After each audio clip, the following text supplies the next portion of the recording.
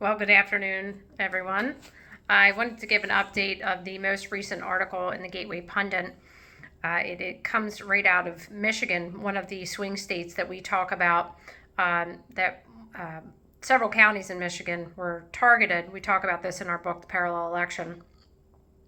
So it was noticed by a clerk and also a deputy clerk. Their names are Ann Meisch and Kimberly Young. These were city clerks that had noticed a woman come in with about 2,500 voter registration applications. And when they did further analysis, they found out that a lot of these addresses did not exist and that the handwriting was completely the same. And what they also found out through the Secretary of State's office, an analyst within that department was the same findings.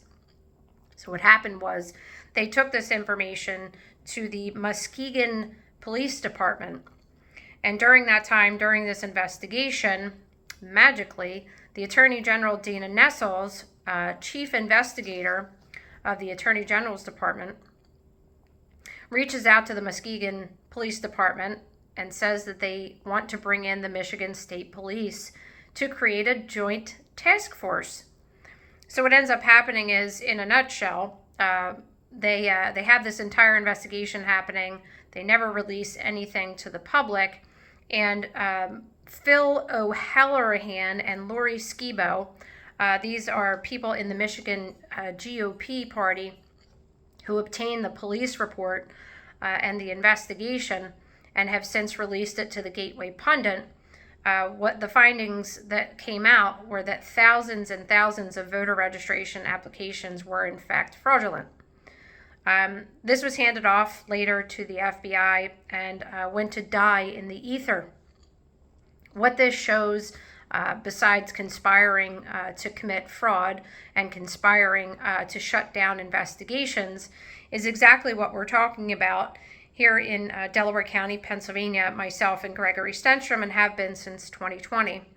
What we found out through a FOIA request is that anything that pertained to the declarations and the evidence that we provided to Bill McSwain was handed off to the federal investigators, the DOJ, and the same people that this Michigan investigation was handed off to.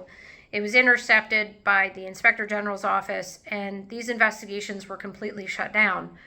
So this is now the second time we're seeing that we have proof of in which these investigations and these blatant evidence of not only voter registration fraud, but we have election fraud and other things. These are shut down in 2 different states, which we have proof of. So we're going to be moving forward with this information, and hopefully we'll be able to reach out to some people and get some more information so that we can submit some statements. I wanted to give you guys the breakdown, and I wanted to connect the Michigan case with the Delaware County case and make you guys understand that Greg and I, in our book, The Parallel Election, have the blueprint for deception and how they are achieving everything that they're doing across the country and what they did in the 2020 election and have continued to do. If you guys can pass along this video, would really appreciate it. Keep fighting the good fight, guys. The truth will always prevail. God bless.